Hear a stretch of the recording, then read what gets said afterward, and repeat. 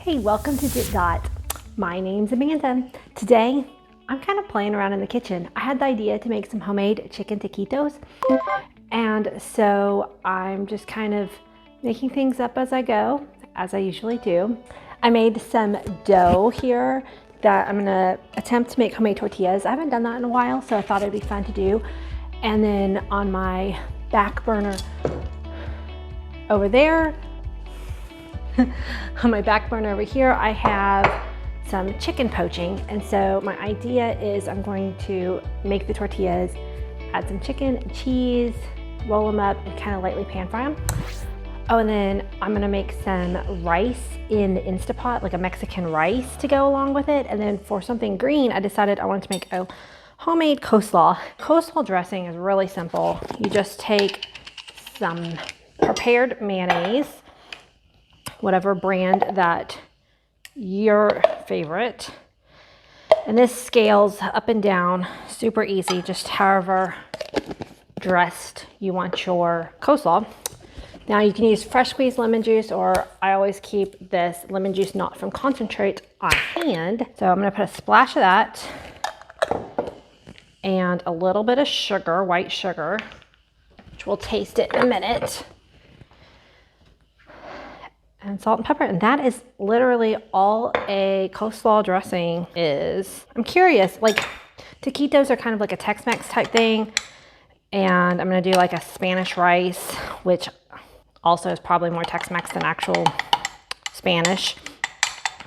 Coleslaw, though, I think of usually going more with barbecue. What do you eat? What do you eat coleslaw with?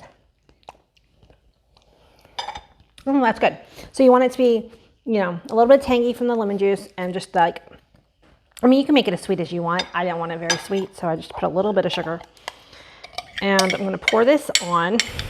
And I'm making this ahead of time so that the coleslaw, or the cabbage, actually has time to break down. And what I had in here was a mix of a little bit of a red cabbage, which is actually purple in color, a little bit of green cabbage, and a carrot that I grated up. Here, let me show you what it looks like. So you can see the different color cabbages and the carrots. Now, while I was getting this ready, I just had this vague memory of putting raisins in my coleslaw when I was a kid. So is that a thing? Like, did I just make that up? Or have you ever had coleslaw with raisins in it? Answer below, I've got to know. All right, so I'm gonna clear this mess up and start, I think I'm gonna do the Instapot next. Hey, future editing Amanda here. So what you're about to see is the setup for a very epic fail of Spanish rice. I'm gonna leave the footage in because, one, we all make mistakes in the kitchen and it's a way to learn from them. Two, I'm a home cook and I have a lot of experience, and most of the time when I make a mistake, I can make the dinner work and save it. And the rest of the dinner was amazing and delicious, just the Spanish rice didn't turn out. And three, it's kind of funny. Four, it's actually not a bad recipe. I realized my mistake pretty much as I was doing it, but I was like, cross my fingers, maybe it won't mess up. I did not put enough liquid for the Instapot. Tomato sauce does not necessarily equal liquid for the Instapot. So I needed to use probably like half that can of tomato sauce and the rest the chicken stock. So just keep on watching, and I still hope you enjoy. All right, I absolutely love my Instapot for making rice. And once I started making rice in the Instapot, different kinds of flavors, just plain white rice or Asian stir-fry rice or this Spanish rice. Now, I've actually lost the skill of making it on the stovetop. The last time I tried to make it on the stove, it was a mushy mess. So that's a challenge I'm gonna set for myself, is to relearn how to make rice on the stove. But today, we're gonna stick again with the Instapot. I'm just putting down a couple tablespoons of olive oil down in the bottom. I've already got it preheating. It was on the saute feature. Going to add in the rice. That's 2 cups of rice. And for the Instapot, it's a equal ratio of rice to liquid. So I'm not saying that this is an an authentic Spanish rice recipe by any means. This is just one way to make yummy, flavorful rice that I like to pair with my Tex-Mex dinners. So here's some garlic powder and some chili powder. I actually like to add salt at the end usually. So chili powder, so I don't really salt at this stage. And then to get 2 cups of liquid, I'm going to use a can of tomato sauce. So this is just plain tomato sauce. And that should be close to 1 cup. Oh, 1.5 cups. See that look? That's me realizing that was more tomato sauce than I thought. Okay, that like makes no sense. 15 ounces. Oh, 16 ounces is 2 cups. Why was I thinking? I got my math off there. So, okay.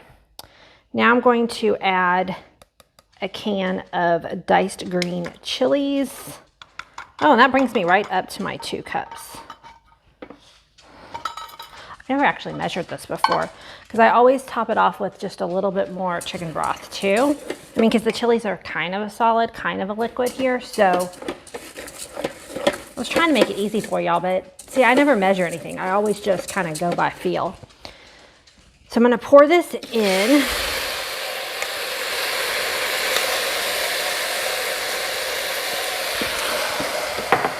And then I'm just gonna put like a glug of chicken stock in this, just to make up the fact that the tomato sauce and the green chilies aren't, you know.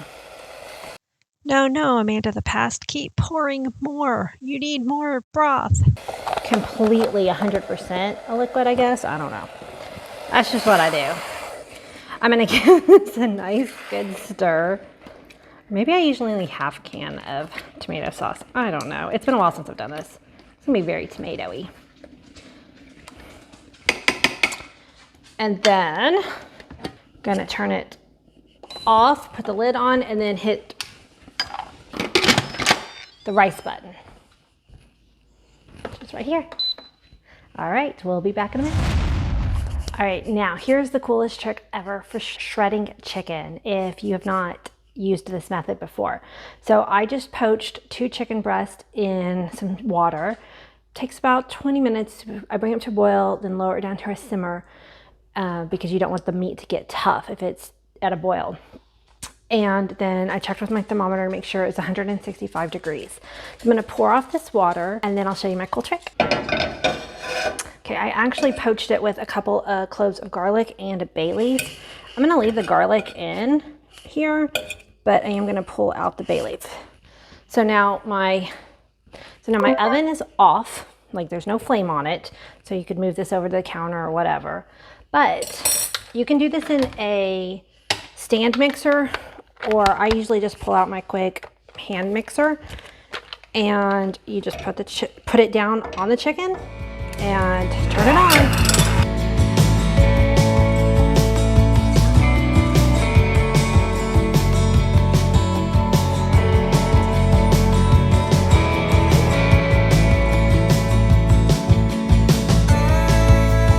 Just get it to the level of shredness.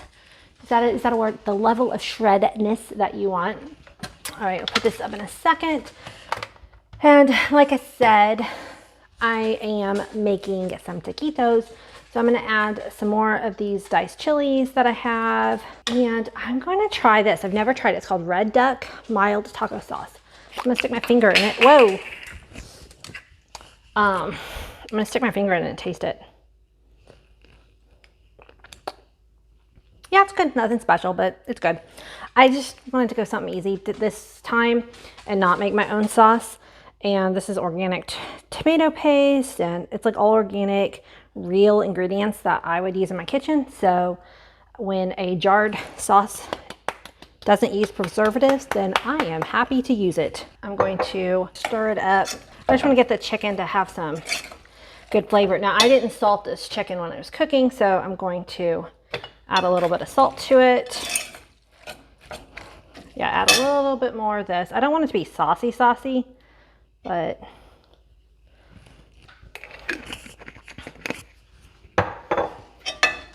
And then I'm going to use this chicken in my taquitos later, but I think I gotta take a little cooking break here and take my kids to their Taekwondo class. Okay, so I was right. My Instant Pot did need more liquid. So I got a C7 error, which I had to look up because I've never gotten before. So that means that it didn't get enough liquid. Watson thinks I'm talking to him. So I'm going to, the rice is like half cooked, but it's still not all the way cooked. So I'm going to add some more liquid. It's looking really good though. And stir that in a little bit more. And so again, this is just chicken stock. I'm gonna stir this in, and then it's like almost done. I think I'm gonna put it to cook for like 5 more minutes under pressure.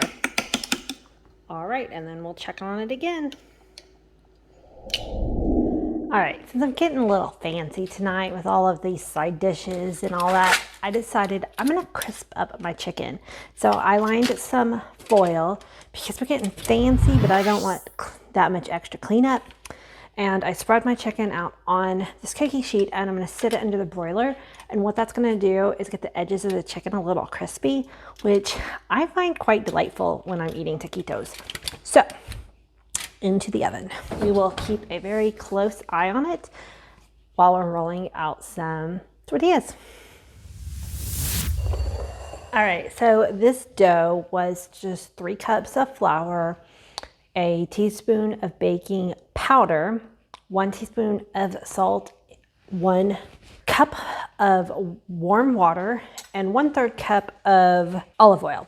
So I'm cutting my dough. It's had time to rest. Doesn't need to rest as much as like a bread dough because it's not a yeast dough. It's not gonna rise.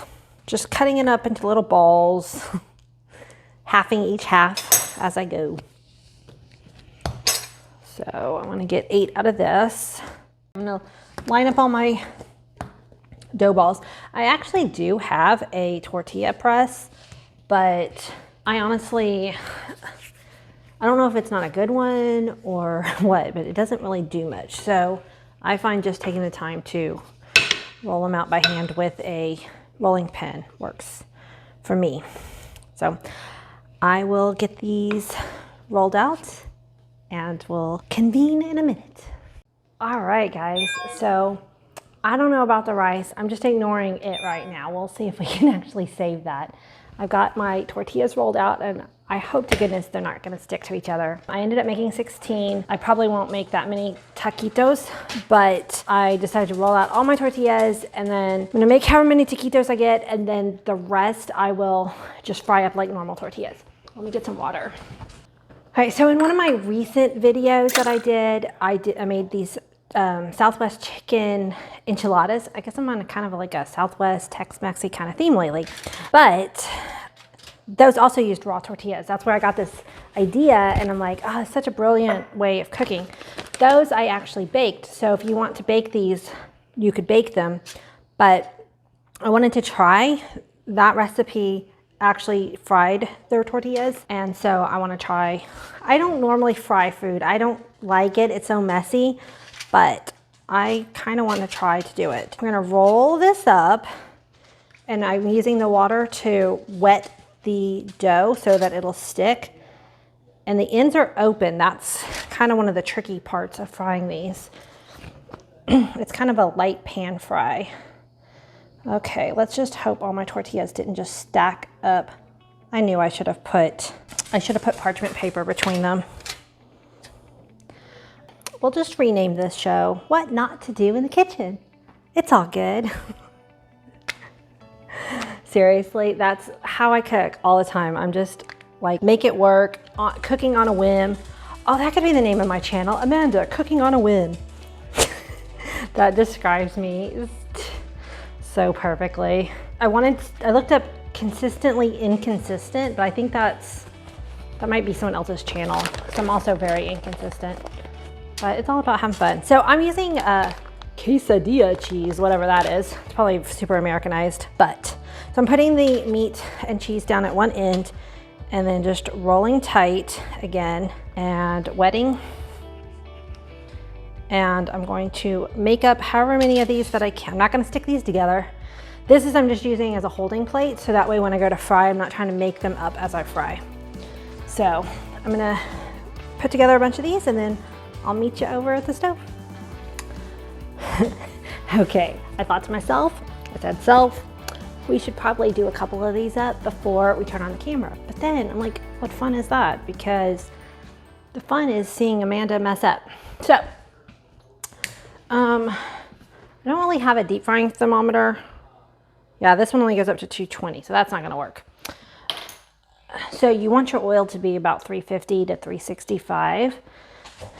And I'm using coconut oil, mostly because I have this giant Costco size bucket of it, so I have a lot of coconut oil. Peanut oil is another good one to fry in. You want an oil that can, you know, get up to a good temperature. So right now I'm just kind of letting this oil get hot, and then we will attempt to pan fry these. I'm not deep frying. I've got the oil just about a ½ inch thick in my skillet, and my idea is to put the taquitos in and kind of like rotate them around. We'll see. This could be like a huge hot mess, and that's okay because I'm just having fun and experimenting, and I encourage you to do the same thing when you're cooking. So we all need to put ourselves outside of our comfort zones and try some new things, you know, occasionally. So here's another cool tip about oil though. If you have wooden spoons, if you put a wooden spoon in the oil and you can see little bubbles. Oh, let me show you. Oh, it was just doing it. There you go. You see the little bubbles? That means your oil should be close to temperature. So we're going to very, very, very carefully place this in, lower it down away from ourselves. And we're gonna do another one. I'm not gonna overcrowd the pan. I'm only gonna do like 3 at a time. I think I made 13 baker's dozen. All right, let's see how this goes. So right now my heat is on helium. It's on high to medium, and I'm gonna keep my eye on it. When you put food into, see, I know a lot of the like ideas of how to fry. I don't have much actual application because I don't do it very often. But when you put food into oil, sometimes the temperature of the food will lower the heat of the oil, so you'll need to lower it, and then after it's been in a while, it can get hot, and did I say that wrong? It'll lower the temperature, so yeah, you'll need to increase the heat, and then after it's been cooking in a while, sometimes it'll get too hot, so you have to lower it down. So just keep an eye on your, like, if it's burning or not. And I've got both a spatula and a pair of tongs because I'm not exactly sure what's gonna be the best. It might need both of them to flip these over. I can see the edges are starting to turn brown, so I'm going to flip this one over. Now, I know my oven, this side, for some reason, cooks hotter than the other side. So as you can see, this one is still quite light colored, but I don't know why the flame is so much higher on this side. It's a gas stove. It should be even. It is not. Every stove has its own personality, and you've got to learn the personality of your own stoves. Okay, I had pulled my hair back, rolling those things out. It's gotten quite hot in this house with I had the broiler on to get that chicken kind of crispy, and now I've got this going. I might have to turn the vent fan on, which will kind of suck for the sound. Oh, as soon as I said sound, I'm like, check my mic. Yep, I'm recording. Any friends of this channel know that me and my microphone sometimes don't get along. So I'm just gonna slowly. Another thing to do sometimes is to rotate your food around if you know that your skillet has hot spots. Okay, you hear that sound? That's telling me my oil's getting a little hot. So I'm going to lower it kind of medium low now, just because it's getting really hot and I don't want to overheat my oil. No grease fires today, please. So remember, the chicken and the cheese are cooked. So all I'm doing right now is cooking the tortillas. All right, so I'm gonna just fry up a bunch of these and I'll be back in a little bit. Just for fun, I thought I would show you my epic fail of mushy rice. And see those white pieces of rice? Those are crispy. And then everything else is mushy. Oh well, that's okay. I realized I had enough room for like 4 in my skillet, so. Well, I hope y'all had a lot of fun watching this video, and you know, sometimes you make mistakes in the kitchen and things don't work out how you want. It's all good. It's all part of the learning process, and sometimes you have something that comes out really good. These look amazing. I'm very excited to try them. I'm going to serve them just real simple tonight with salsa and sour cream. I'm not making any other kind of special sauce or anything tonight, although that avocado ranch dressing that I made for those Southwest chicken egg rolls would be really good. Yeah, I've been on a Mexican kick because my husband actually, he's requested, he's like he's like, I'm just in the mood for Mexican. So I've been cooking a lot of Mexican things lately, or Tex-Mex really. We're from Texas, so I don't claim to be cooking authentic Mexican food. Well, I'm going to sign off here. I'll show you a finished dish at the end. And I hope you, like I said, I hope you enjoyed this video. I had a lot of fun filming it. If you would hit that like button, it's kind of like giving me a tip and helps the YouTube algorithm understand that people are enjoying this content and that it will show this video to other people to enjoy. And if you haven't subscribed to my channel, please do, because we have lots of fun in this kitchen. And I will see you on the next video.